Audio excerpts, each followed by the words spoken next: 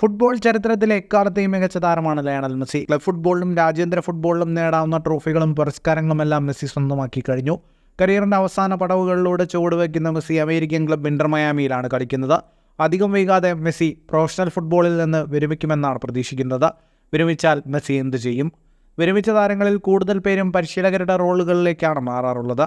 മെസ്സിയും ഇതേ പാത സ്വീകരിക്കണമെന്നാണ് ബ്രസീലിയൻ താരം ക്ലബേഴ്സൺ നിർദ്ദേശിക്കുന്നത്. മാഞ്ചസ്റ്റർ യുണൈറ്റഡിന്റെ മുൻ താരമായ ക്ലബേഴ്സന്റെ വാക്കുകൾ ഇങ്ങനെയാണ്: മെസ്സി വന്നതിന് ശേഷം മേജർ ലീഗ് സോക്കറിന്റെ തലവര തന്നെ മാറി. അമേരിക്കൻ ക്ലബ് ഫുട്ബോൾ കാണുന്നവരുടെ എണ്ണത്തിലുണ്ടായ വർധന അവിശ്വസനീയമാണ്. കളിക്കാരൻ എന്ന നിലയിൽ മെസ്സി ഉണ്ടാക്കിയ നേട്ടങ്ങൾ സമാനതകളില്ലാത്തതാണ്. വിരമിച്ചാൽ മെസ്സി പരിശീലകനായി ഫുട്ബോളിൽ തുടരണം.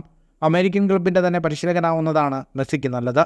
യൂറോപ്യൻ ക്ലബ്ബുകളെക്കാൾ സമ്മർദ്ദം കുറവുള്ളത് മെസ്സിക്ക് ഗുണം ചെയ്യും. മെസ്സി പരിശീലകനായാൽ ആ ക്ലബ്ബ് ഉണ്ടാക്കുന്ന ഇമ്പാക്റ്റ് വളരെ വലുതായിരിക്കുമെന്നും ക്ലബേഴ്സൺ പറഞ്ഞു. 2025 വരെയാണ് 37-കാരനായ മെസ്സിക്ക് ഇന്റർ മയാമിയുമായി കരാറുള്ളത്. ഫുട്ബോൾ ലോകത്തെ കൂടുതൽ വാർത്തകൾക്കും വിശേഷങ്ങൾക്കുമായി സ്പോർട്സ് കഫേ ഇപ്പോൾ തന്നെ സബ്സ്ക്രൈബ് ചെയ്യുക.